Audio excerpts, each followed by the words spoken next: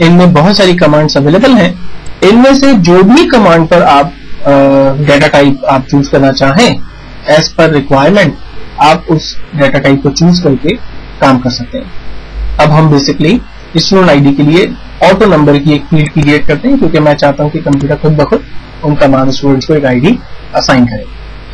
Description के अंदर हम बेसिकली मेंशन करते हैं कि जो फील्ड हम बना रहे हैं वो बेसिकली उसमें क्या इंफॉर्मेशन इनपुट होगी और किस तरह का डाटा इसके अंदर हम पेस्ट करना चाहते हैं या टाइप करना चाहते हैं, तो वो चीजें हम डिस्क्रिप्शन के अंदर लिख सकते हैं। जस्ट लाइक अ कमेंट्स, जस्ट लाइक इंफॉर्मेशन, वो तमाम चीजें हम लोग डिस्क्रिप्शन के अंदर डाल सकते हैं।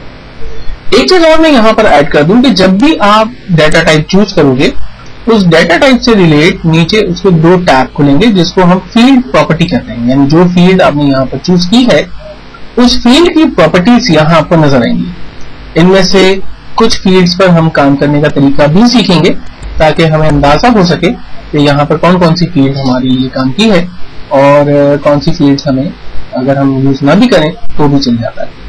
और इसी तरह से लुकअप का भी एक टैब हमारे पास अवेलेबल है जिसको भी हम लोग इंशाल्लाह इसमें से कुछ ऑप्शंस को यूज करके देखेंगे।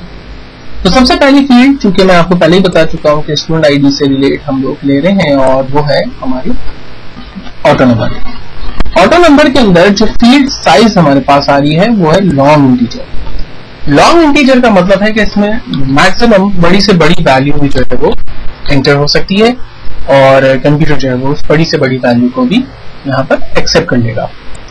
देन दूसरी फील्ड हम यहाँ पर देते हैं लाइक स्टूडेंट नेम, जिसकी डाटा टाइप को हम टेक्स्ट लिखते हैं। डिस्क्रिप्शन के अंदर अगर मैं कुछ लिखना चाहूं तो मैं लिख सकता हूं like student full name.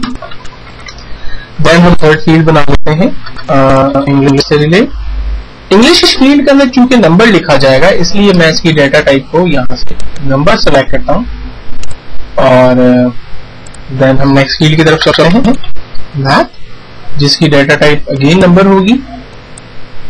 Then हम साइंस की एक फील्ड बनाते हैं जिसकी डाटा टाइप अगेन नंबर होगी। मैं एन प्रेस करता हूं तो ऑटोमेटिकली नंबर के एरिया में वो चला जाता है।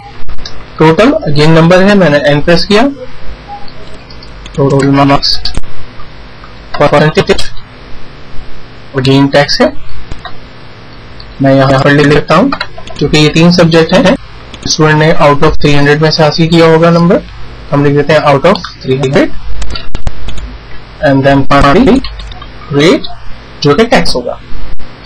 इन तमाम फील्ड्स को टाइप करने के बाद अब चूंकि मैंने टेबल में अपनी रिक्वायरमेंट के हिसाब से तमाम फील्ड्स क्रिएट कर दी है तो फाइनली मैं इस क्रॉस के बटन पे क्लिक करता हूं तो हमारा ये टेबल क्लोज होगा।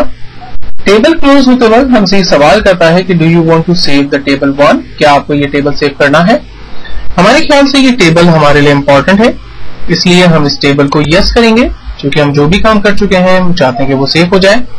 तो हम टेबल को सेव करते हैं लाइक स्टूडेंट डिटेल के नाम से और इसको फाइनली ओके करते हैं। यहां पर एक बड़ा इंपॉर्टेंट सवाल हमारे पास आता है और वो कहता है देयर इज नो प्राइमरी की डिफाइंड। प्राइमरी की एक बड़ा इंपॉर्टेंट टॉपिक है जिसको मैं इंशाल्लाह आगे अपने ट्यूटोरियल में डिस्कस करूंगा। आई होप कि आप जब सीक्वेंस में चलेंगे तो आपको प्राइमरी की समझ में आएगी कि प्राइमरी की होती क्या है। फिर इस वक्त हम अपनी डेटाबेस में जहां ये हमसे कहता है do you want to create a primary key now, हम इस जगह पर नो करेंगे और हम अपनी डेटाबेस को अपने टेबल को यहाँ पर क्लोज कर देंगे।